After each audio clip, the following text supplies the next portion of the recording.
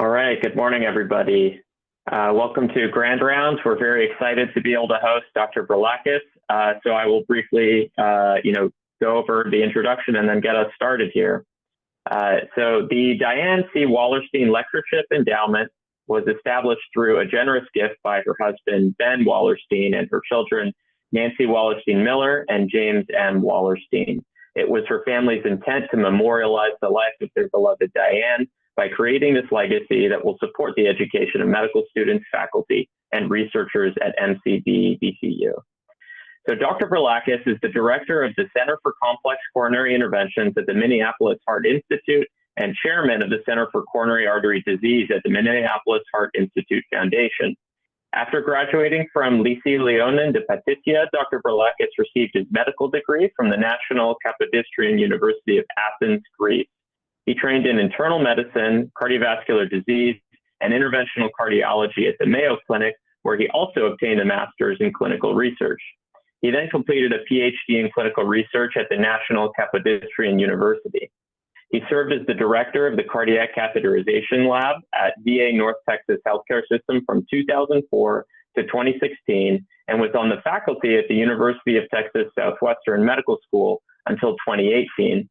In terms of research focus, Dr. Brilakis leads a large clinical trial group investigating the treatment of chronic total occlusion, prevention and treatment of saphenous vein graft disease, prevention and management of complications, intracoronary imaging, antiplatelet optimization after coronary stenting, radiation safety, lipid-lowering strategies, and implementation of novel technologies in healthcare.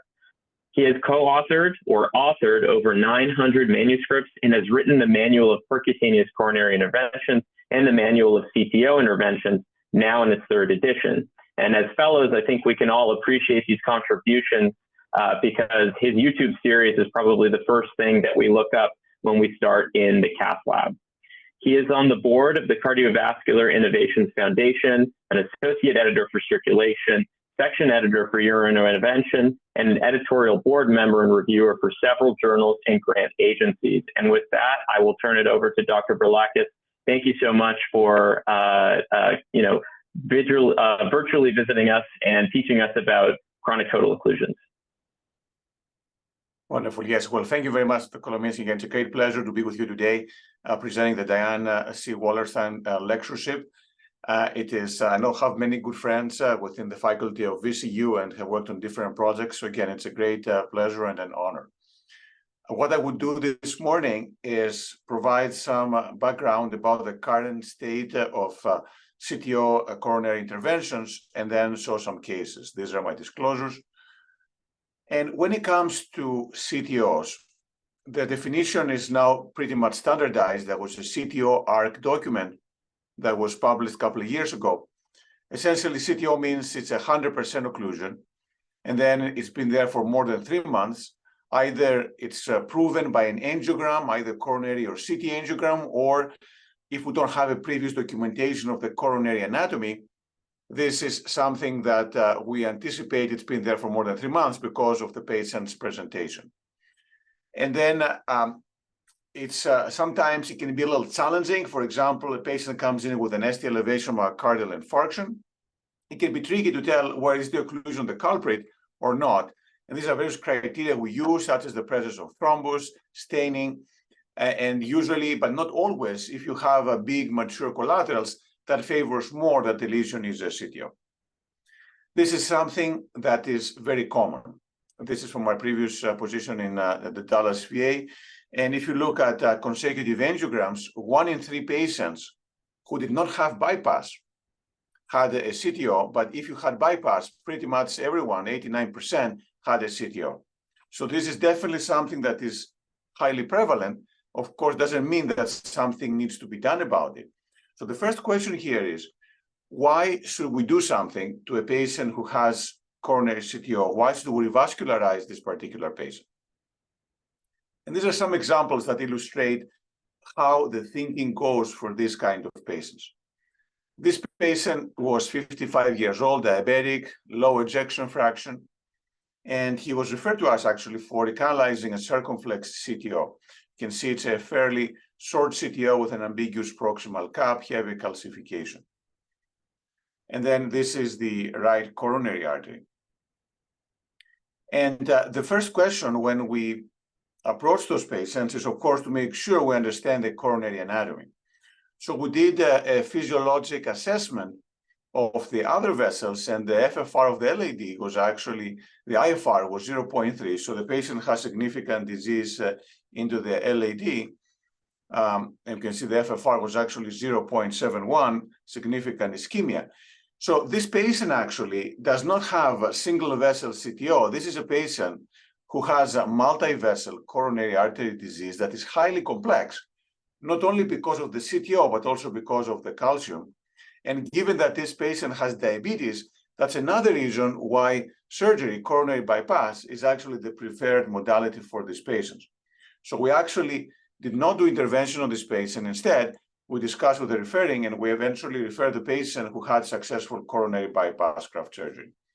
So doing percutaneous intervention of either CTOs or non-CTOs, this is just a tool that we use in the right setting of patients. And typically, if a patient has already had previous coronary bypass, we don't send them for another bypass. However, if the patient has a multi-vessel disease that's complex and it's a good surgical candidate, then bypass is an option. For single vessel disease or simple multi-vessel disease, then PCI and CTO PCI is a big parameter. But the key thing for deciding what to do for those patients, especially the ones presenting with chronic coronary ischemia, chronic coronary syndromes, is the presence of symptoms, as we'll discuss in a second. So here's another case. And this actually case illustrates what to expect for CTO intervention. This is from many years ago, a patient from the Dallas VA. For the last 3 years, before I got the surgery from you guys, but I mean, I thought it was just something that it was just a part of what was happening to me, because I knew that I had heart problems, and I knew that I had bypass surgery, and I knew I had stents in my heart. So I just didn't know what the results from that would be. That procedure was, to me, a lifesaver. Before I had the procedure, well, I guess I was at about my 8th year of having the bypass. My 8th year, I couldn't even put out the trash. I couldn't take a real good walk without taking a glycerin pill. But like I said, after having this last procedure that you guys gave me, I could put out the trash, cut the yard, and relax and take it easy without really worrying about anything so forth. And like I said, I do appreciate that procedure. That was one thing that I did in my life that I think helped me out a whole lot. And it's still helping me out. So this is an example of a patient, and there's many more patients like this who have significant symptoms, but he's considered a non-option patient because of the difficulty of providing coronary vascularization. But for CTO PCI, like every other procedure, either for revascularization or any procedure for that matter, it is a matter of benefits and risks. And the benefits are mainly symptoms. At least that's the one we have more strong data at this point. And to get this benefit, of course, you have to be successful. That depends on the coronary anatomy and also on the operator experience. But also, every procedure, including CTO PCI, does come with risks. And those risks can be acute, tamponade, stroke, emergency bypass, or can be chronic, restenosis, and stent thrombosis. And we do have now 6 randomized trials that have assessed the role of CTO PCI. 2 of them were for ejection fraction improvement, 3 were for quality of life, and then 1 was for MACE.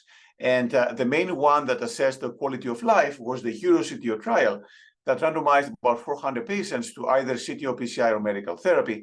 These patients had single vessel CTO, and then out to 1 year, there was better improvement of symptoms in the patients who were randomized to CTO PCI.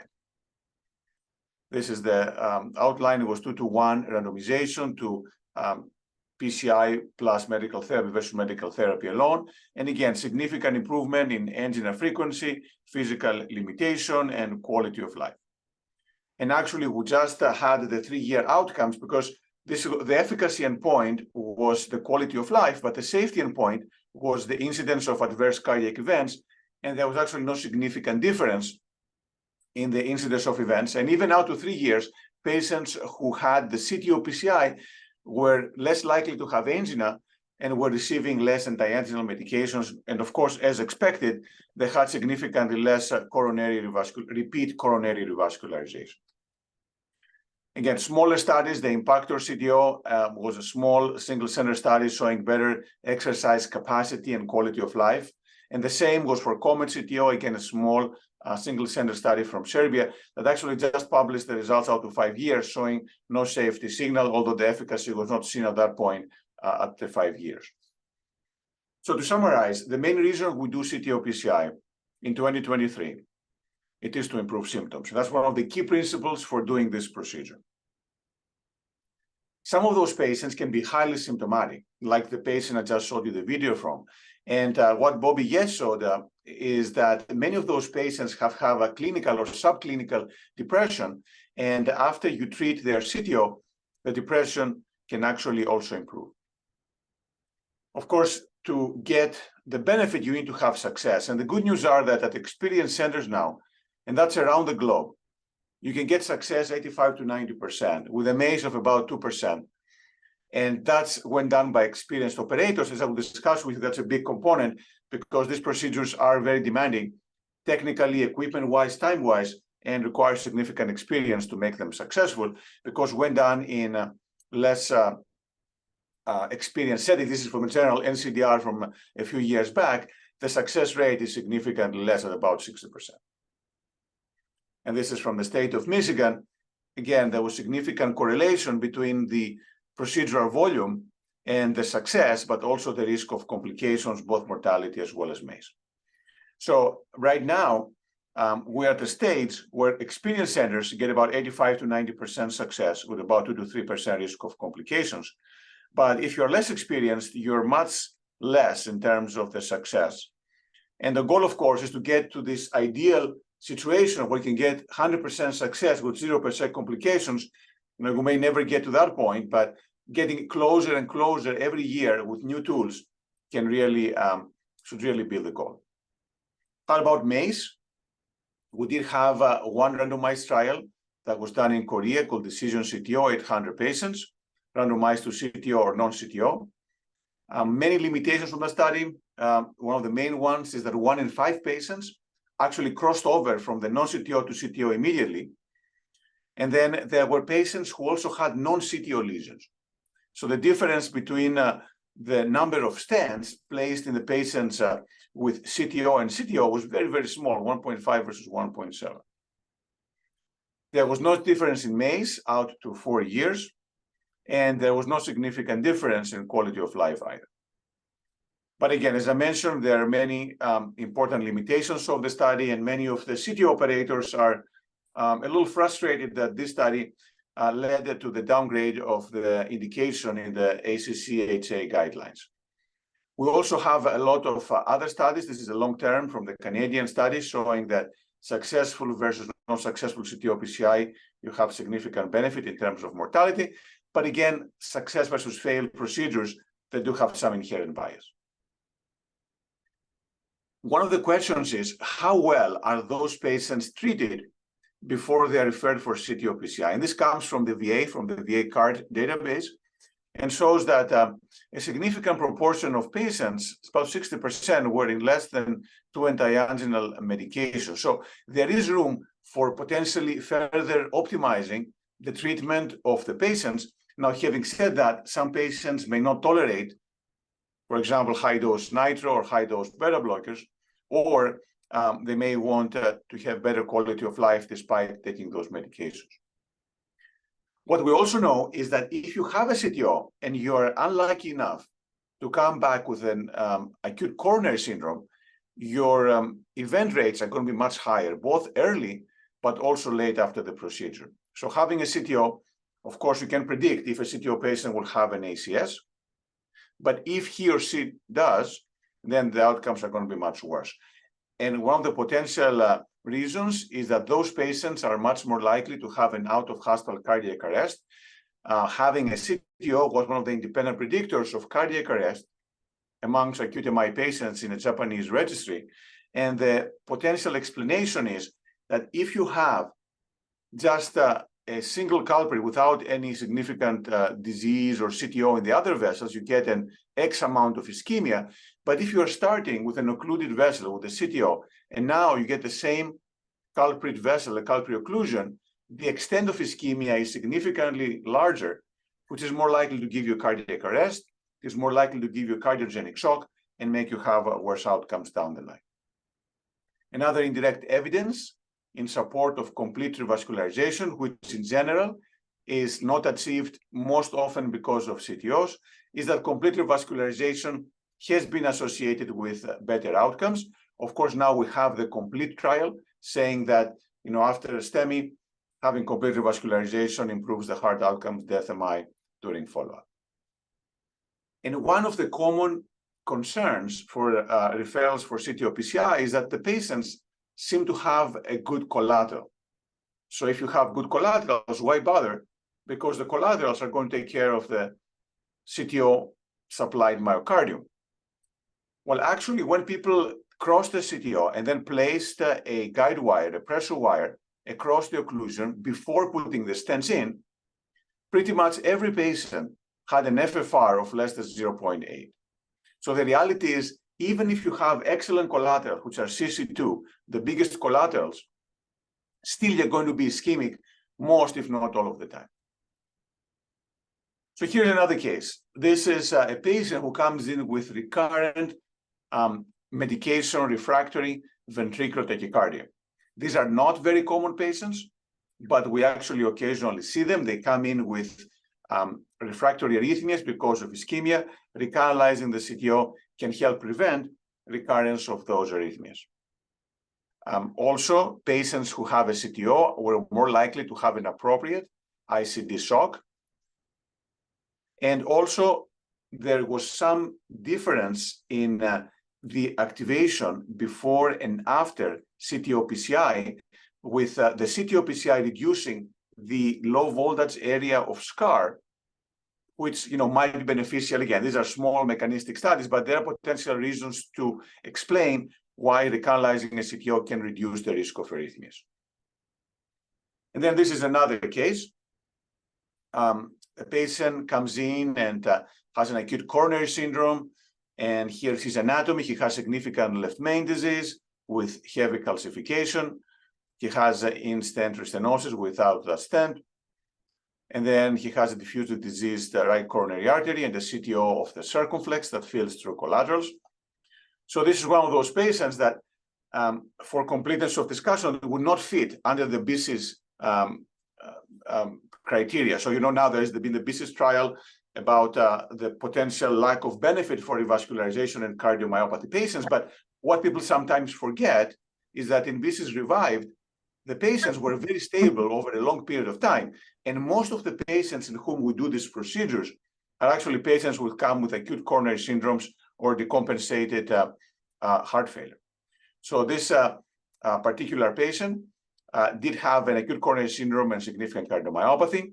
We have two trials that were both negative, actually. The EXPLORE, that was in the setting of STEMI, and doing CTO PCI versus not. There was no difference in EF by MRI.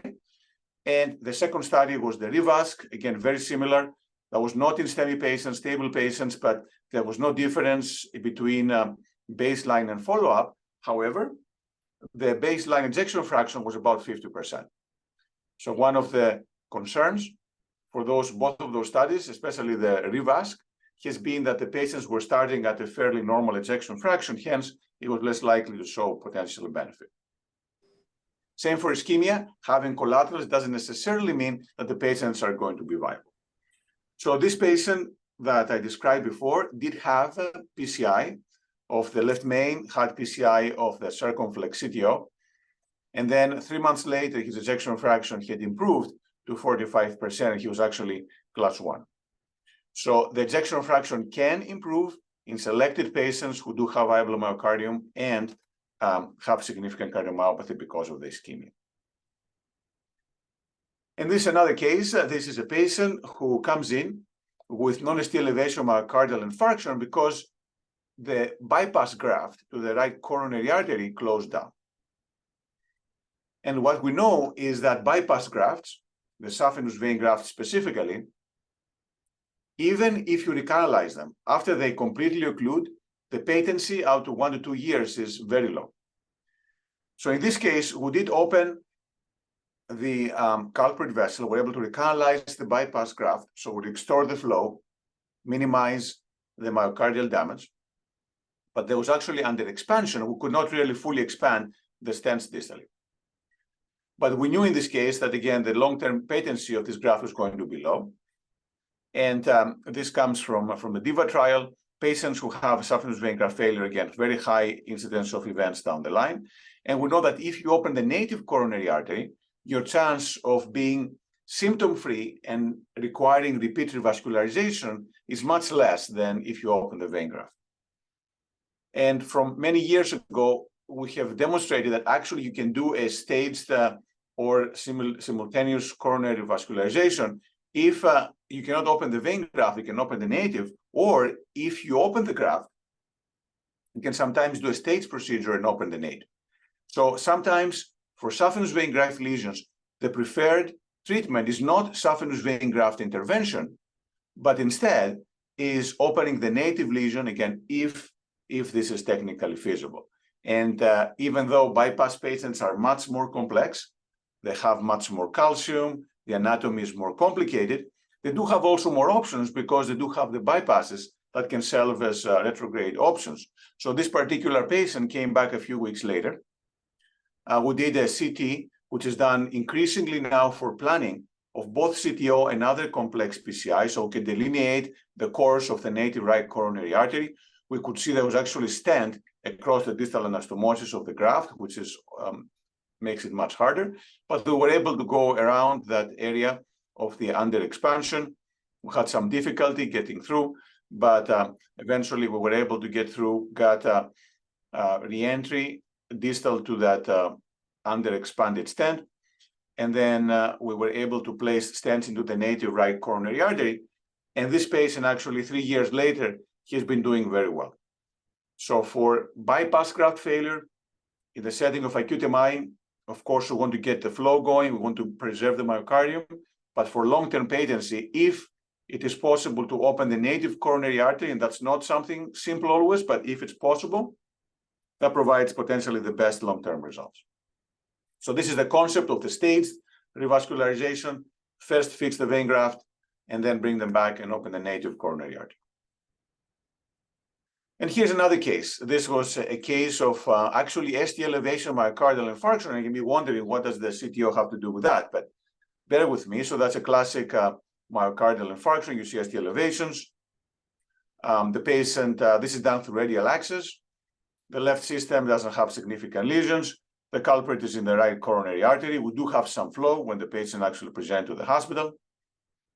But then while trying to recanalize the right coronary artery, we dissected it and we got much worsening as the segment elevation. We tried to get femoral access. We had some difficulty. We lost access on the right, ended up getting access on the left. And then when we're trying to get through that area of occlusion, the patient started becoming hypotensive. And this is the dented bladder sign, which is highly characteristic of a retroperitoneal hematoma. The bladder should be round. Here, what has happened is that the blood has accumulated in the pelvis and is pushing the bladder to the side. So this is a quick way to diagnose retroperitoneal on the table without need for a CAT scan. And of course, then we went up and over from the left and did the picture. And sure enough, the stick was not done well. The stick was a high stick, and we do have ongoing bleeding into the retroperitoneal space. So what to do? Like every perforation, put a balloon up, and then we try to get our cover stent. Of course, while trying to do this, the patient goes into ventricular fibrillation. So now this is a complex situation. We have essentially cardiogenic shock from the ST elevation. We do have hypovolemia because of the bleeding, so it's a fairly challenging situation. The fibrillation, and then the patient goes on Lucas. And this is one of those cases where having a big team in-house can be literally life-saving. we had a vascular surgeon come in. He actually cut down on the left groin with the Lucas going on, and then cannulated the IVC, got the patient on ECMO, and then the hemodynamics stabilized, but the patient kept on being in VF, could not defibrillate him. So, and the reason presumably was because of the ischemia. You can see here, there's really no native, the patient is VF, there's really no flow from the left ventricle. And then we used similar techniques for CTO. We're able to get around that area that we had dissected and then re-entered into the distal part of the vessel. We placed 4 drug-eluting stents and then restored flow to the right coronary artery. And as soon as we did that, we were able to defibrillate the patient. And despite all these events happening, the patient did survive and actually was riding his bicycle about a few months later from this procedure. So this is an example where CTO techniques were used not in the setting of CTO, but to salvage a complication that had happened during standard ST elevation angioplasty. So having the equipment and experience in doing these procedures can literally be life-saving in some other complex situations. In terms of the procedure per se, the next question is, how do you get this done? So for the right patient, the CTO, as we discussed, could be a very beneficial procedure, mainly to improve symptoms and make them feel better. And one of the things we've learned in the last couple of years is that you can actually do this procedure using radial access. So our standard now access points are femoral radial, because you do need 2 access points for doing the procedure. 2 trials, the fourth CTO, as well as the color, so that your success was similar with less risk of access site complications using radial access. So based on the color and fourth CTO, now we're increasingly again using the radial access for doing these procedures. Femoral radial is the most common, biradial still not as common, and for highly complex cases, we still do bifemoral. Success is to open the lesion and achieve flow to all major branches past the CTO. That's very similar to any percutaneous coronary intervention. And one of the things that is a little different in CTO than non-CTO is the concept of the staged procedure. So we tell the patients that this procedure may have to happen in 2 or 3 settings. Sometimes the first time it doesn't work, but we're able to get some investment procedure. And then during the second attempt, we might be able to get the complete revascularization. And the way we go through these lesions, we used to call them as subintimal and intimal crossing. Subintimal meaning on the wall of the vessel, versus intimal being what used to be the lumen of the vessel. But now these terms have been replaced with the terms intraplaque and extraplaque. Again, intraplaque is what used to be the lumen, and extraplaque, what is the vessel wall. And based on this characterization, we can divide the way we get through them into the dissection re-entry and the wiring strategies. Wiring means we go through the intraplaque space, and dissection re-entry will go through the wall of the vessel, or the so-called extraplaque crossing.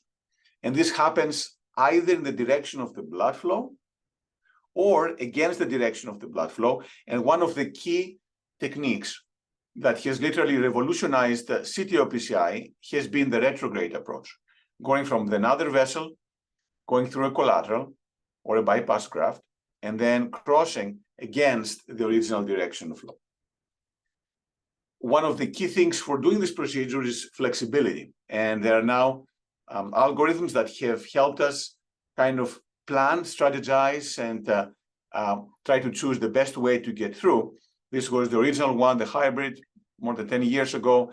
This was followed by different algorithms in Europe as well as in Asia Pacific. But then everything has converged lately, and now we have this global CTO crossing algorithm that breaks things down into various steps. And for every procedure that we do, what is actually critical is to do a good angiogram and spend enough time looking at the angiogram. The dual injection is something very old. The first paper is from 24 years ago from Mayo. Dual injection is critical because it helps us understand where is the distal vessel, and then we can see how long is the lesion, where does it start, where does it end. So dual injection is one of those techniques that is very simple. I mean, it does take an extra access point, but it's simple. And literally, it can be one of the most important steps for increasing both the success as well as the safety of the procedure. And then we do spend a lot of time talking to many experienced CTO operators. It's not uncommon to spend 15, 20, 30 minutes literally looking at the angiogram and strategizing and deciding which is the best way to go. And then the way we look at this is the way the lesion starts, how long is the occlusion, how is the distal vessel, and do we have any collaterals. We have some scores that have been developed to help us determine the difficulty of getting through the occlusion. One of them is the JCTO score. There's a similar one from the Progress Registry. And in general, you want to start with the easy ones. And as I mentioned before, we're now doing a lot of coronary CT angiography that can be extremely useful because it can tell us in much more accuracy the length of the lesion, if there's calcium, and how is the vessel proximal and distal. This is an example of a very nice tapered entry into the CTO, soft plaque, nice big distal vessel. That was an easy crossing. Contrasted to this one, which is a very long occlusion, diseased distal vessel, there is a heavy amount of calcium, and essentially literally all around the lumen. Well, this was an unsuccessful case. So having a coronary CT angiogram can be very, very illuminating in terms of how complex the procedure is going to be, in terms of length, the extent of calcium, and actually planning based on coronary CT is much more accurate with a higher AUC curve compared to planning based on the coronary angiogram. So coronary CT, again, in the right setting can be very, very useful. Previously failed case, highly difficult cases, and especially bypass patients. There was one trial called the CT-CTA that showed that randomizing patients to pre-procedural CTA resulted in higher success rate, and that was due to higher success in the highly complex JCTO2 or more. These are very difficult, very complex lesions. We also use the coronary CT to perform a fusion. So you can fuse the CT images with the coronary angiogram and have these center lines, and those can help us direct the guide wire in real time during the procedure itself. Then we'll look if we understand where the vessel starts. And if we don't, we have different options, including CT, doing intravascular ultrasound, or going retrograde. And this is a classic example where you don't really know if the LAD is starting from point A, point B, or point C. But once we do the coronary CT, now it's obvious that the CTO is actually starting here at point A. And that helps us prevent complications and be more successful. Another example where the operator could not really find the ostium of the occlusion. So the idea was that this was an ostial RC occlusion, but coronary CTA shows that this is actually an anomalous right coronary that is coming from the left coronary cusp, and then it's actually a very short occlusion that was easily crossed with wiring. Look at the distal vessel, then we'll look at the retrograde options. As I mentioned, retrograde is one of those literally altering one of the landmark stations and procedural steps that has improved success. Through bypasses, septal and epicardial collaterals, these are the most difficult and the more risky, so we do them sparingly and in highly selected patients. The bigger the collateral, the easier it is to get through it. And we have seen an increase in the use of those collaterals in recent times. Then we start with different ways for wiring through. One is to put a wire. If it doesn't work, leave it there, get a second one to get through that. And then that can be done also through what's called a dual lumen microcatheter. So these are technical things that the CTO operators use to get through. Another way to get through, as I mentioned before, is to dissect, go essentially in the wall of the vessel, and then get back into the lumen, distal to the occlusion. And we do have various devices, the Stingray being the one we most commonly use for that. The retrograde is very powerful, but also it is potentially risky. So doing this has to be done in a highly systematic way, following step by step, monitoring the patient very careful, because in pretty much every registry, going retrograde increases the risk by twofold. And then one of the key ways for success, and it's interesting, it's not only for CTO, but for life, is that if things don't work, you shouldn't be doing the same things again and again. And that's something that we were doing a lot, and we're still learning what is the right threshold, when do we change. But in general, if things don't work, you want to do something different. Either take a different wire, or try a different technique, or different microcatheter. So do something different, because doing the same thing again and again is unlikely to result in a different outcome. And we've seen that in many registries from Progress CTO, large registry we're running, in which the first attempt, the first strategy was successful in about 50% of the time. But then if you change to something else, eventually you ended up with 87% success. So the first approach is not always what is going to be successful. Sometimes you may not be able to succeed, but there is something called the investment procedure, which is ballooning the extra plaque or subintimal space. That often restores flow, and then bring the patient back. And when the patient comes back, we are much more likely to be successful.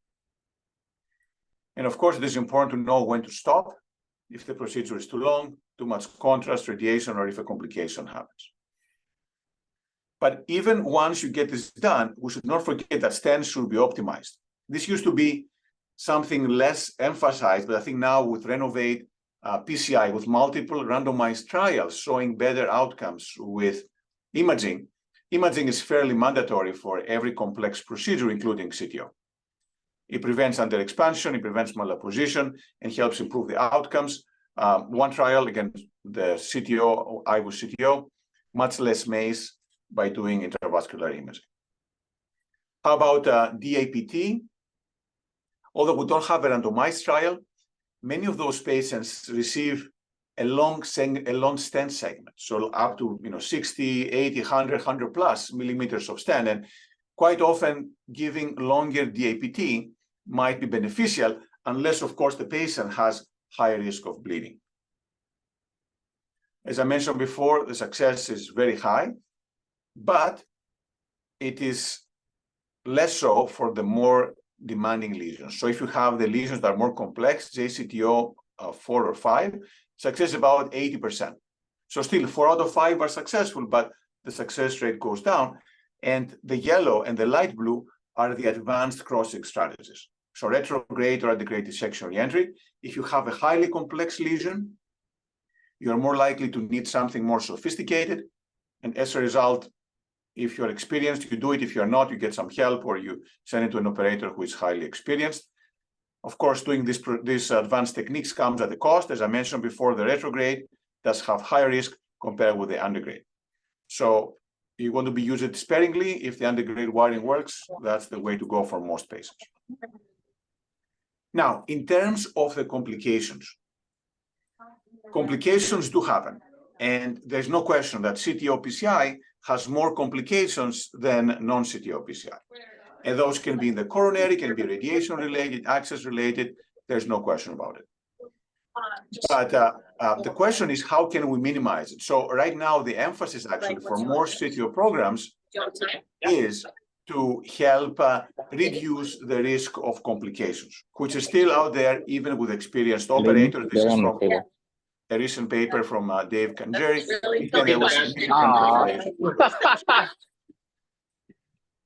Oh, the shade. I don't know if you can hear a little. Can you mute yourself? Okay, sorry. Okay, so, and then we do have some scores for predicting success and complications. This is the progress complication score published last year.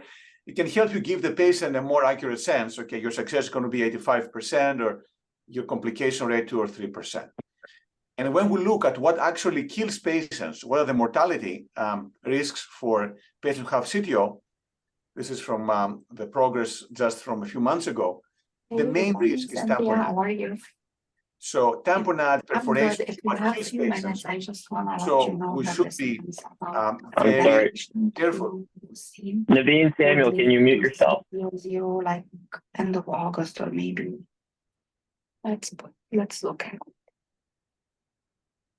Okay, sorry. So again, so tamponade and acute MI, cardiac arrest, cryogenic shock are the things that actually can can result in patients having problems. When I put her on the note on an agenda, I'm sorry, Dr. Brilakis. Oh, no worries, sorry. She said Dr. Berman is back this week, but he was back before that. He signed the note. Shannon, Woodley and Taylor. Shannon, can you mute these other people, please? So these Shannon. we should grab them on Tuesday. Now we know. Does somebody have the ability to mute go this? back. I was just thought, I have a moment. I'm gonna let you know. But if you notice, she saw him where here. I'm sorry, Dr. Brilakis. No worries. Manos, And very he sorry. signed that September We haven't 4th run into this or before. something. Let me see if I can get Shannon on September the 4th. phone. We're talking now about September 26th. That's a whole 3 weeks. That's what I'm talking about. He could have signed it just like, some people just co-sign. But she's the coordinator and the act as coordinator, her and the end. Yep. Yeah. So, not sure Mar is calling me. I hope he's okay. I'll call you right back, okay?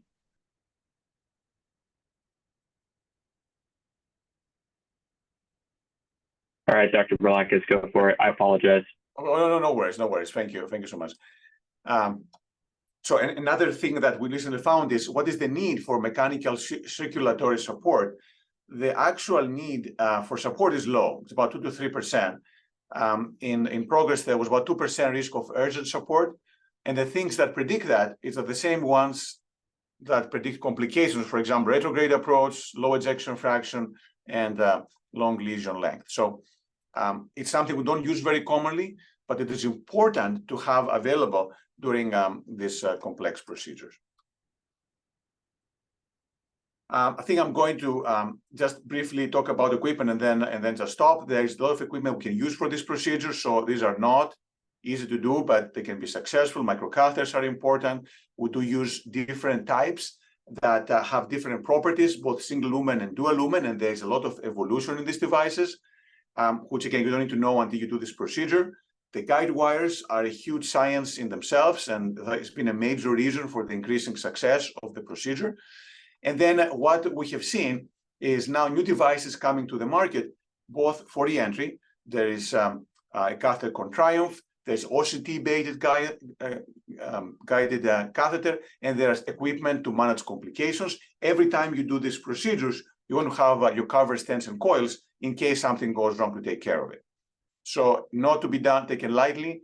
Complications do happen, and it's important to have the equipment ready, both coils. And what has been actually also seen recently is that people are trying more to improve. So we've seen a lot of podcasts on helping to get better and perform the procedure in a safer way. And this is from a recent review in CTO PCI that shows that there are many things that are currently ongoing, but intravascular imaging is important, complication management is important, procedural planning is important. New devices can make a difference in getting to work. So in summary, CTO PCI is not a panacea. It is a tool. It is not for everyone, but there are some patients who can benefit from it. We do have some randomized control trials, but we don't have a SAM trial. There's a study from the Orbita group that is currently in preliminary phases in the UK, but we do need some more information to better understand what is the indication for CTO PCI. Doing this procedure is important to do it when a place that is experienced. And the main reason as of this year is to improve the symptoms. But like everything else, you're going to make sure that the risk is less than the potential benefit. And, I always tell the fellows, this is a stressful way of life. There is no question that this can be very challenging procedures, can be very long procedures. There are failures.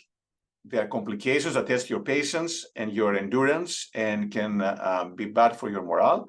But it is a very fulfilling as well, especially in patients like the one I showed you, who literally can have a life-saving or a quality of life improvement experience based on the outcome of these procedures. So I would like to stop here. Thank you again for the opportunity to spend this morning with you, and looking forward to any questions you may have.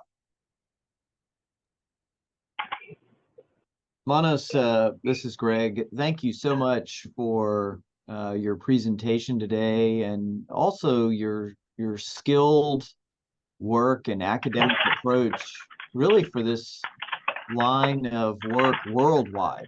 You know, as being an international leader and a voice for these procedures, really appreciate all your efforts on that front. Quick question. How frequently do you have the coronary CTA involved in the procedural management? Is that, you know, 1 every 10 cases, or is this something that's becoming more routine as part of a decision process when you're either considering the procedure yes or no at all, or as part of the planning strategy once you've decided to move forward? Yeah, thank you so much, Greg. And again, it's a great question. And as I mentioned, we have a lot of imaging. We are very close relationship with our imaging partners.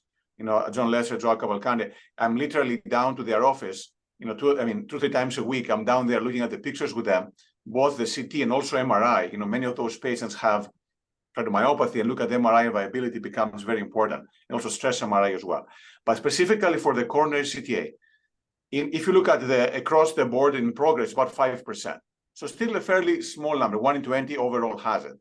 But for example, in some place like ours, it's about 20%. So 1 in 5 patients has it. And typically those patients are the ones who have a difficult anatomy, some ambiguity, the ones who don't see very well the vessel distally. Some patients may not have good feeling or who don't understand where the artery is feeling from, and previous failures. So these are patients that have been done before and have failed either with us or with others. And coronary CT can really help understand why we failed. Is there calcium? Can actually help give us some good angles. It's very similar to TAVR. Actually, our imagers gives us angles and say, look, if you go LAO cranial, you know, 20-30, you're going to get the best splaying of the bifurcation of the CTO. You can actually cross better in that view. So we do use it in the same way that the structuralists are using to deploy the valve. So I do think it's going to grow more and more as the barriers for getting CT go down and the expertise in reading it and the quality of image goes back and the radiation goes up. So actually, I'm very excited about it. I think it's one of the major developments that helps us plan the procedure. We don't use the CT as much for whether the patient needs it or not. I mean, the patient need is mainly based on the symptoms. But if the CT shows that the risk is exceedingly high because of heavy calcium of everything, then of course that comes into the decision making in the first place. If the risk of the procedure is very high, then is the baseline burden of symptoms significant enough to justify going through the procedure? So it can be used for both, but I would say most of the time it is done for procedural planning and choosing our strategy. Thank you. Thanks a million. All right, Dr. Brilakis, we have a couple of questions in the chat. So the first one is, do you routinely use laser atherectomy in your CTO procedures? Yeah, great point. Laser, you know, I couldn't call it routine, but it is done, I would say, you know, 1% or so. Laser is mainly used for us for the balloon uncrossable lesions. So what happens is you get the wire through, but nothing else will go. And then you try small balloons, you try to get your guide extensions, you try different things. And then if nothing works, then the laser has the advantage that you can get it over the regular wire, unlike rotational and orbital atherectomy, and then they can modify the entry into the lesion and then let you to cross it. We used to use it also for undilatable lesions. So for example, you get through, but the balloons don't expand, the balloon have waste. But now with lithotripsy and the OPN balloon, we're using it infrequently in that concept. So I would say, again, it's about 1% of the time. It's not very common, but once you need it, you need it. And one caveat, be careful if you have a polymer wire that has crossed.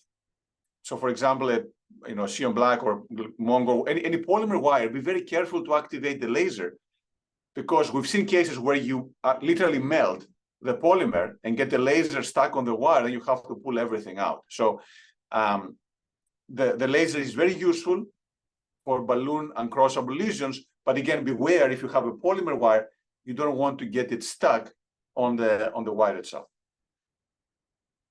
Excellent, thank you.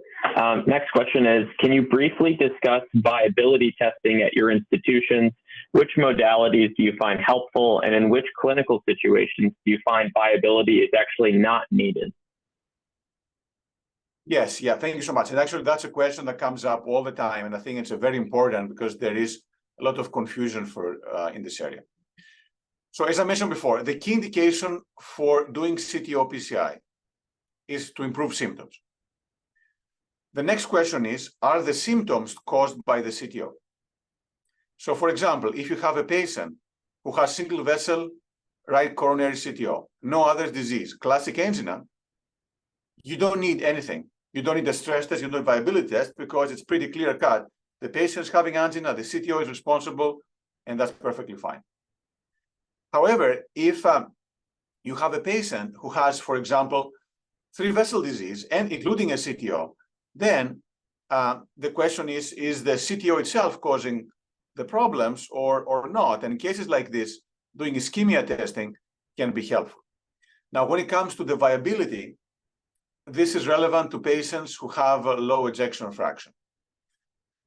Again, we know that the data of viability in the STITCH trial, in revived BCs, I mean, they haven't been that great. But for us, the question is for patients who come with low ejection fraction and heart failure, and they don't have classic angina, but they have exertional dyspnea. And as you know, dyspnea can be due to the cardiomyopathy itself, high filling pressures, or it can be an angina equivalent. So in patients like this, that's where the viability can be very useful. If we can find ischemia and viability in the CTO territory, then I think we have more information to help us decide whether we need to revascularize this modality. And in terms of modality, I mean, MRI is the preferred one, but sometimes, you know, there can be some difficulties with getting the MRI. And in those cases, we do PET-CT. But MRI is, you know, quite accurate, and it's been very, very useful. Having said, as I mentioned before, we rarely do patients with chronic cardiomyopathy who are very stable. I think Revived, and many people have brought this up, is Revived was right that if you are very well compensated and you're, you know, very, you know, minimal or no symptoms, and you don't have angina, I'm not sure that CTO PCI is going to help with your ejection fraction or your symptoms. But most of the patients in this category are decompensated, or they're presenting with an acute coronary syndrome. And in patients like this, having viability can be very, very useful. Excellent, thank you. Well, I have a few questions myself, and I'll try and save the ones that are electrically related because that's my bias. But I guess I was wondering more from a system standpoint. You know, do you think that in the future that really all CTO operations should be performed only exclusively at high volume centers because just simply because the procedural success rates are going to be better, or is there a way to, you know, elevate, let's say, everybody else as well?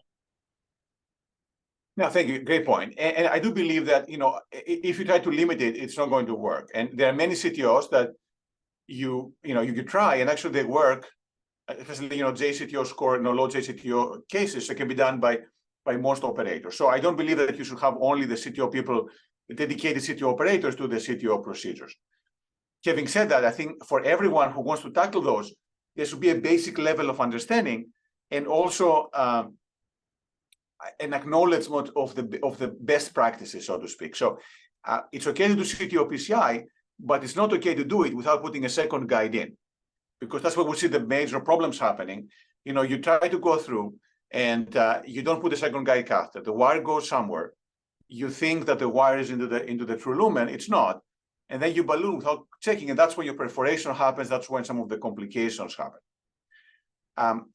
So second guide catheter always in. And the second is beware of the equipment, right? I mean, if you're not familiar with what is a Confianza or a Hornet wire or an Astato, I mean, be careful using those, because those wires can literally go out very easily and then cause a complication as well, versus using a polymer jacket wire. It's much less likely to exit, for example, the vessel and cause a complication.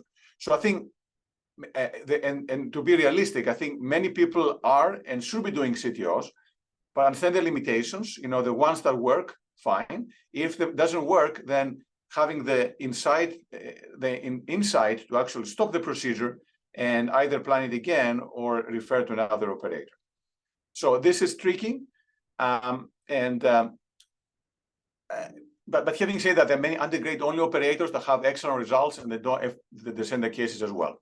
So it's perfectly fine, but just be aware of the limitations and use the best basic techniques. Dual injection, use a microcatheter.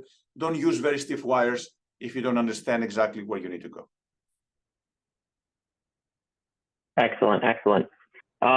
Last question for me is, what do you think are some of the innovations that are needed in order to improve the overall procedural success? You know, is there anything that you see or a tool that you would love to have?